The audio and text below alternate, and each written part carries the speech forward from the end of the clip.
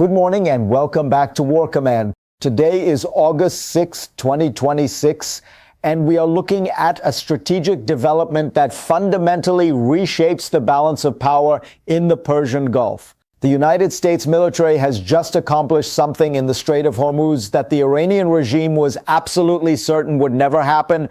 They were convinced that Washington lacked the political will, the operational capacity, and the sustained strategic focus to pull this off.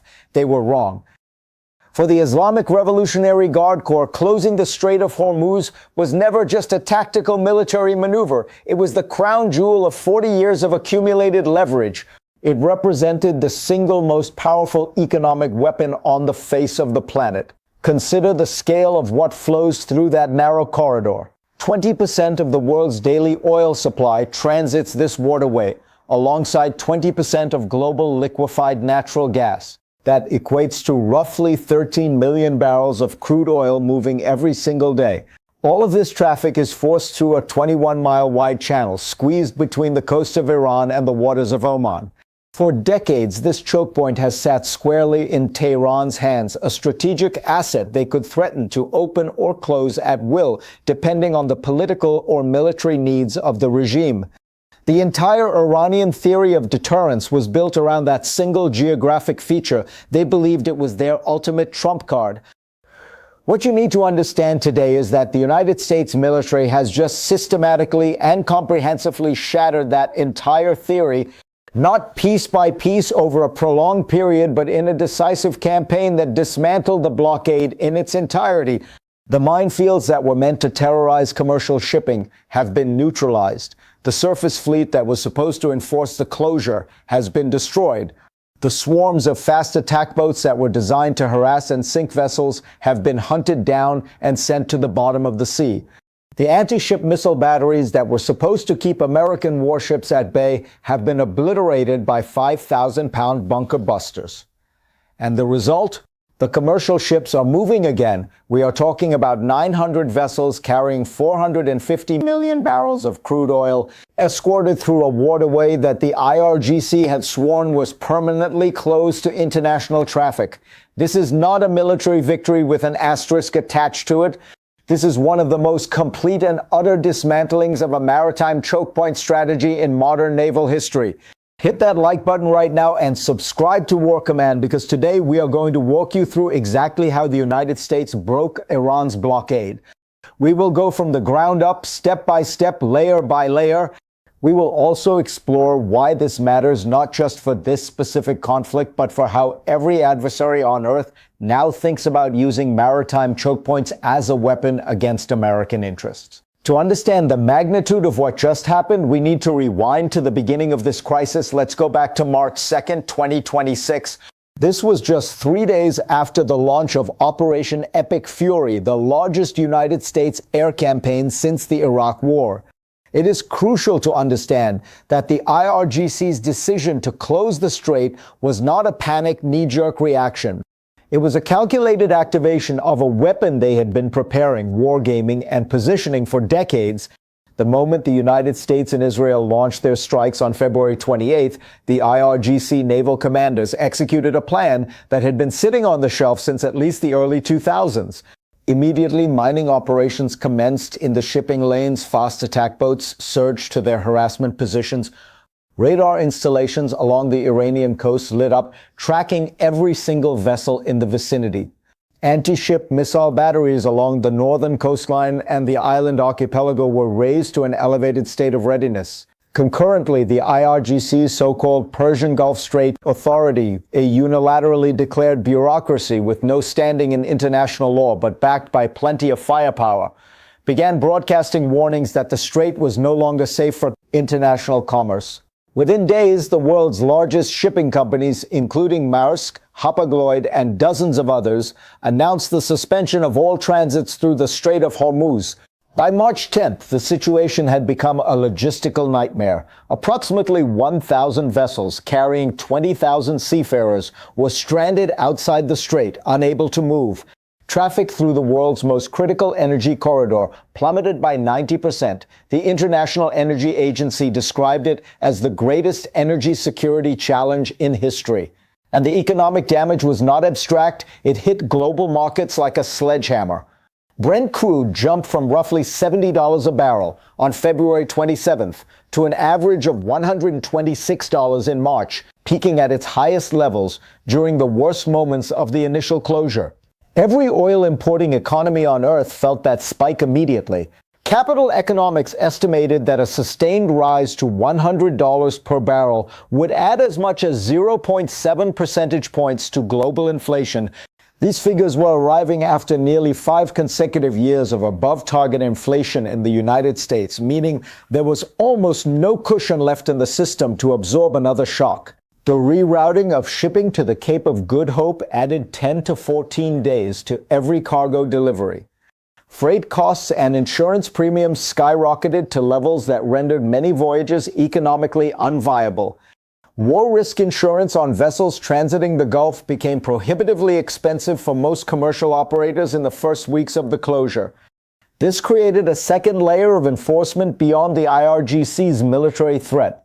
You didn't even need to send a fast attack boat to stop a ship. You just needed the insurance market to price the risk high enough, and the commercial math did the rest. The ripple effects spread far beyond the Gulf.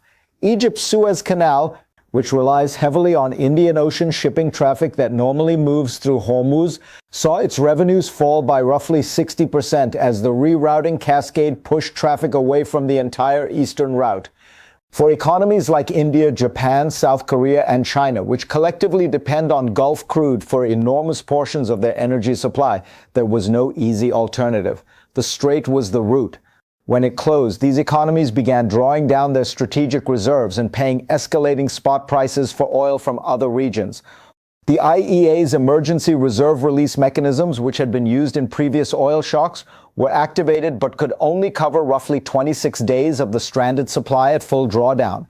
After that, the emergency stocks were gone and the economics of the shortage would dominate completely. In the United States, gasoline prices jumped, and the inflation that the Federal Reserve had spent years trying to kill started ticking back up. The IRGC was watching all of this unfold and seeing their leverage work exactly as their theory predicted. The closure was causing economic pain at a global scale. They calculated that this pressure would eventually translate into political pressure on the Trump administration, forcing Washington to negotiate on Iran's terms rather than continue escalating the military confrontation. However, what the IRGC did not fully account for was that the Trump administration had a very different theory of engagement. That theory was going to be expressed through a systematic military campaign designed to work through every layer of the blockade architecture, one component at a time, until there was nothing left to enforce it. The first layer the United States targeted was the mine threat. Naval mines are the most dangerous and insidious component of the IRGC strategy. A mine does not need to sink a ship to close a waterway. The mere credible presence of mines is enough to make commercial insurers refuse coverage. That is enough to make shipping operators refuse to send their vessels. The lane becomes effectively closed without a single shot being fired. Iran understood this perfectly.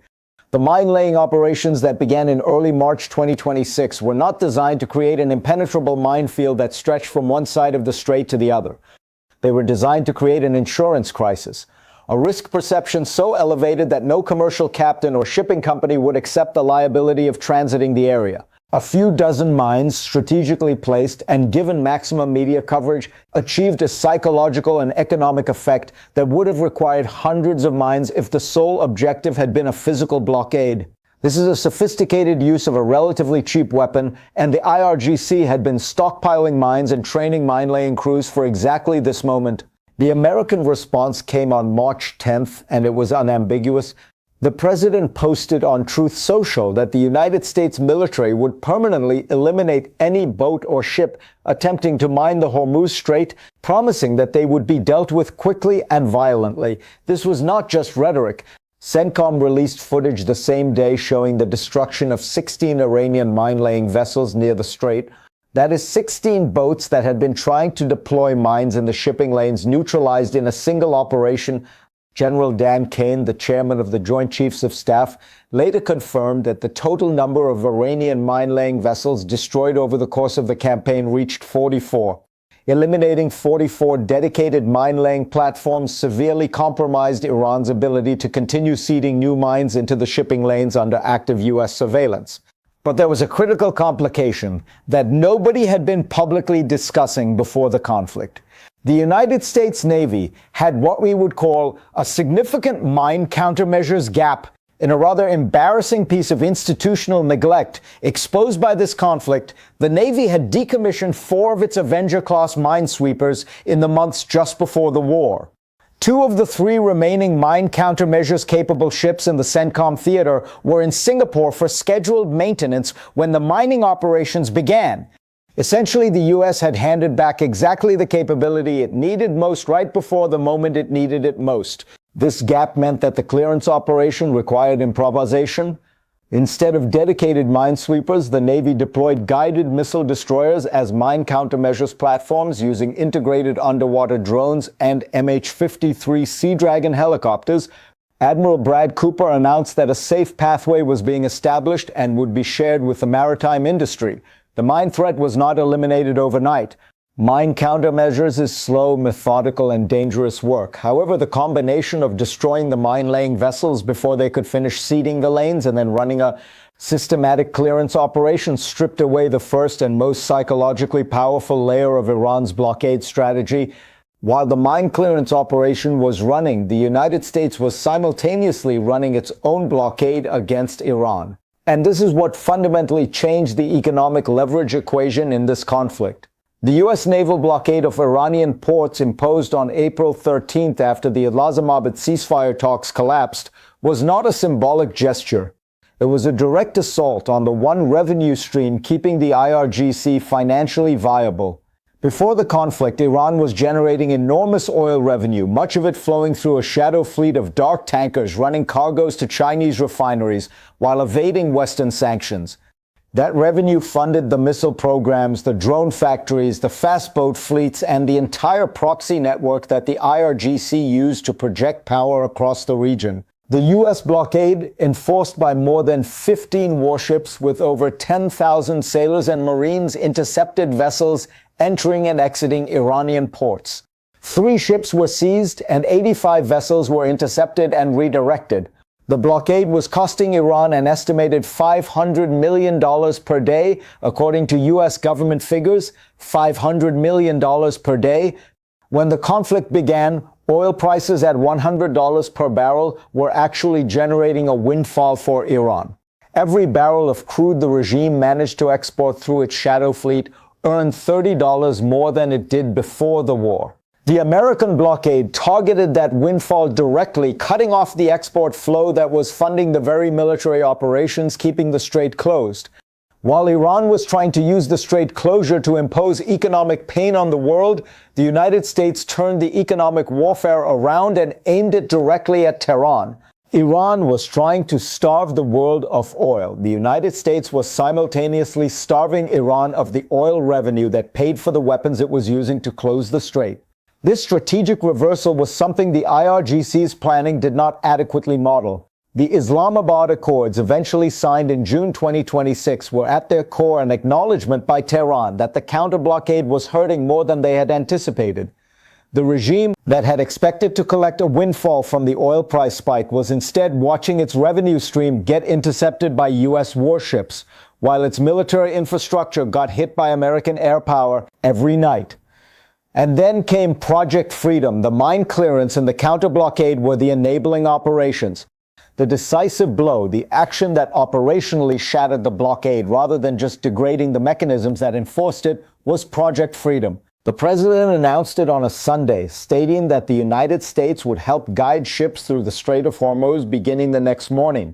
He warned that any Iranian interference would be met with overwhelming force. CENTCOM Commander Admiral Brad Cooper enumerated the force package that was in place to execute it. This included guided missile destroyers, more than 100 land and sea-based aircraft, multi-domain unmanned platforms, and approximately 15,000 American service members. The Maritime Freedom Construct, a broader diplomatic and operational framework approved by Secretary Rubio and circulated to U.S. diplomatic posts in the last week of April, combined a diplomatic coordination hub in Washington with the kinetic component of Project Freedom at Sea. This was not purely a military operation. It was a combined military, diplomatic, and commercial coordination effort designed to get ship owners and insurance companies to commit their vessels to the escort operation with confidence that the U.S. military protection was real and reliable. That confidence required the military piece to actually work the first time it was tested under fire. When the IRGC responded to the first convoy with its full multi-domain barrage on May 4th, the Aegis combat system shot down every single threat. Apaches sank 6 fast attack boats and 0 ships were hit. That first transit became the proof of concept that unlocked the broader commercial participation that followed. Every shipping company executive who watched the May 4th engagement footage, which CENTCOM posted publicly, made the same calculation. The risk is manageable under escort. The transit bookings started coming in. The A-10 Warthogs, now hunting Iranian fast boats along the coastal approaches, added yet another layer of anti-swarm coverage that made the math even more favorable. The F-35s doing ISR above the convoy corridors ensured that nothing approached the shipping lanes without CENTCOM knowing about it before it could close to attack range. The architecture of Project Freedom was designed to make every component of Iran's interdiction capability either neutralized before it could engage or immediately destroyed after it attempted to. In practice, that is exactly how it worked. The commercial shipping numbers tell the story of what happened after that. Since early May 2026, CENTCOM has facilitated transits for 900 commercial vessels, 900 ships carrying 450 million barrels of crude oil, moving through a waterway that the IRGC had promised the world was permanently closed to vessels that did not have Iranian permission. Now, to be clear, the shipping lanes were not fully restored overnight to the pre-war level of 138 vessels per day. The mine clearance operation was still ongoing. Insurance premiums remained elevated. Some shipping operators were still running Cape of Good Hope routes rather than accept the residual risk of IRGC harassment. However, the decisive question of whether Iran could physically and operationally prevent American naval escorts from moving commercial traffic through the strait had been answered definitively. It could not. The 900 ships proved it. Now, here is the honesty check, because the complete picture matters, and I am not going to give you a victory lap version of this without the full context. Shattering the blockade does not mean the strait is back to pre-war normal operations. It is not. The mine threat has been substantially degraded but not permanently eliminated.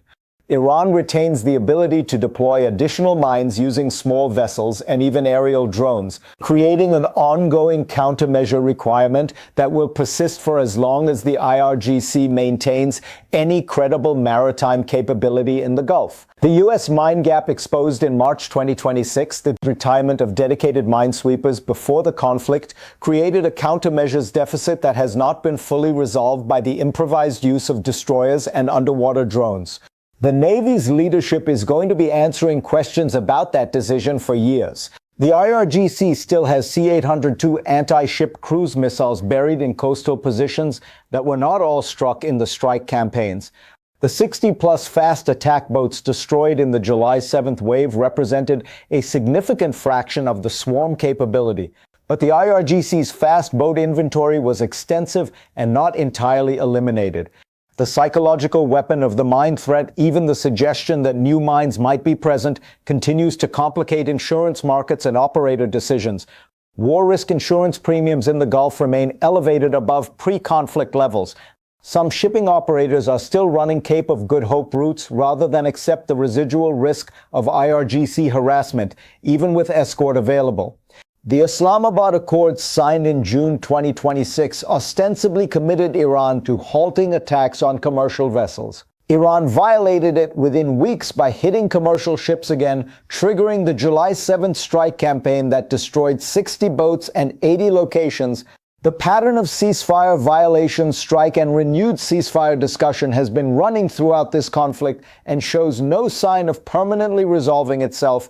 What the United States has done is decisively shift the operational balance in the strait from Iranian control to American control. That is not the same as returning it to the frictionless global commons it was before February 28, 2026. It is a militarized corridor operating under American protection. That is a fundamentally different proposition than either the pre-war status quo or the Iranian-controlled choke point the IRGC was trying to establish.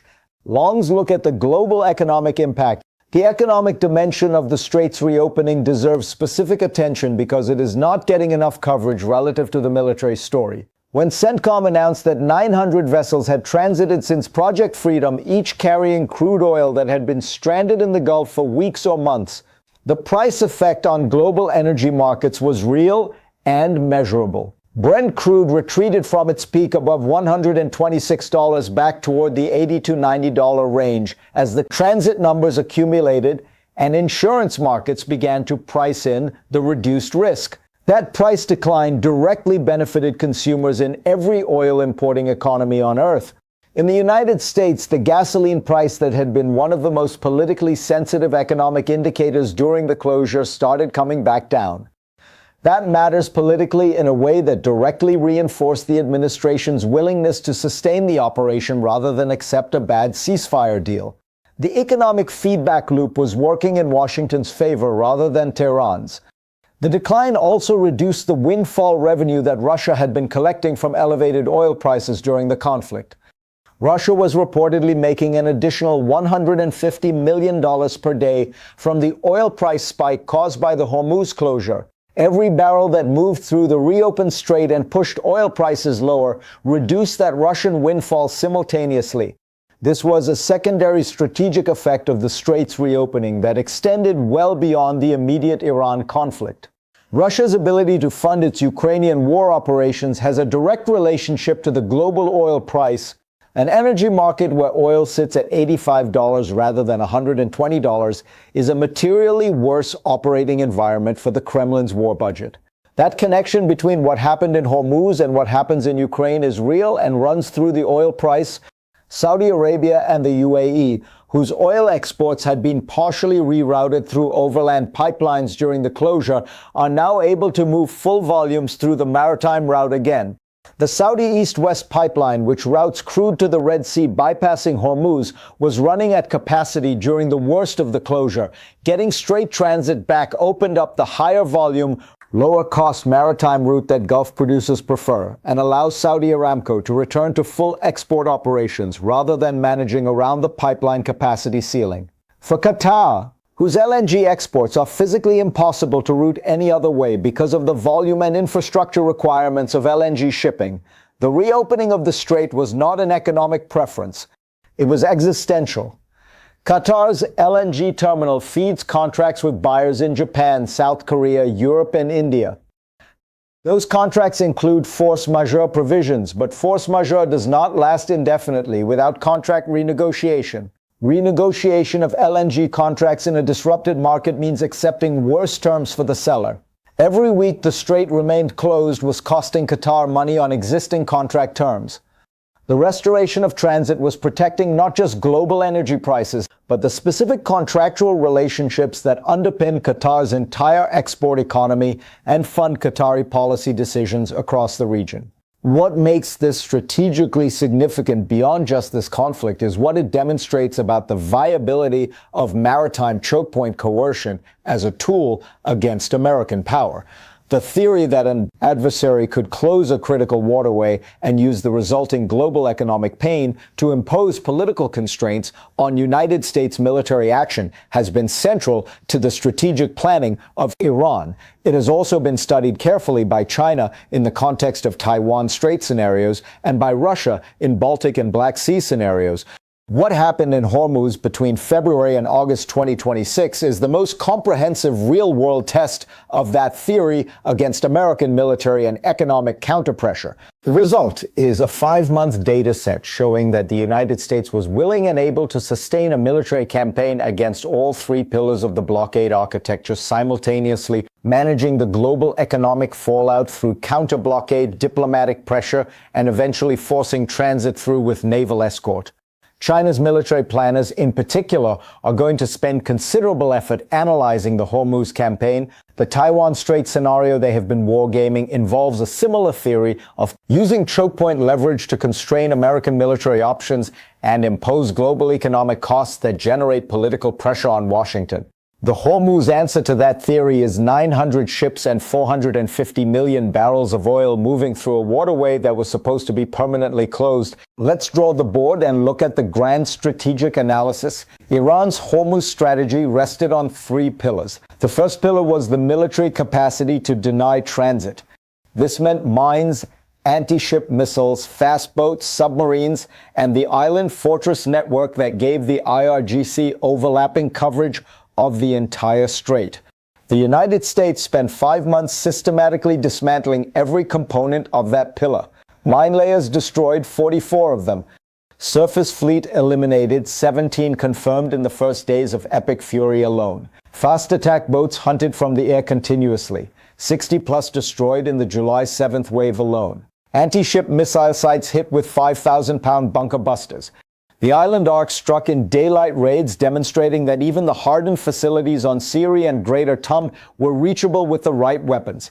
The military capacity pillar is substantially degraded and cannot be reconstructed quickly under ongoing air campaign pressure. And here is an element that often gets missed in the tactical details. The IRGC's military pillar was not just about the weapons. It was about the human expertise to operate those weapons in the specific geographic environment of the strait. The submarine crews, the fast attack boat commanders who knew the shoals and currents, the radar operators tracking vessels from the island network, the C-802 battery crews who knew how to use terrain masking to approach their launch positions without being detected. That institutional knowledge and human talent disperses and degrades under the sustained pressure of a combat campaign, just like the equipment does. You can manufacture a new fast attack boat. You cannot easily replace a crew with 3 years of experience operating in the Hormuz environment. The second pillar was the economic coercion capacity. This meant making the cost of strait transit so high through insurance risk, physical danger, and IRGC harassment that commercial operators would voluntarily stay out. This enforcement became a self-fulfilling prophecy without requiring the IRGC to sink every vessel that tried to move. That pillar was broken by the combination of Project Freedom escorts making transit viable again, AMCOM's track record of shooting down every incoming threat, demonstrating that the insurance risk was manageable with military escort, and the 900 successful transits, providing empirical proof of concept to the global shipping industry. The third pillar was the political coercion capacity. This meant generating enough global economic pain from the closure that political pressure on Washington would eventually force a settlement on Iranian terms. That pillar was broken by the counter-blockade, which flipped the economic coercion equation and imposed $500 million per day in direct revenue loss on Iran. Rather than allowing the regime to profit from elevated oil prices while the world suffered, Congress authorized $95 billion specifically to fund this campaign. The Senate killed the war powers resolution that would have ended U.S. involvement. The political will that Iran was counting on to crack lasted exactly as long as it took the Trump administration to start moving ships through the strait and demonstrating that the mission was achievable without unacceptable casualties. Three pillars, all three structurally compromised within 5 months of the closure beginning. That dataset changes the calculation for every adversary that has been building its deterrence theory around the assumption that closing a choke point creates leverage that America cannot effectively counter. The Hormuz answer to that assumption is 900 ships and 450 million barrels of oil moving through a waterway that was supposed to be permanently closed.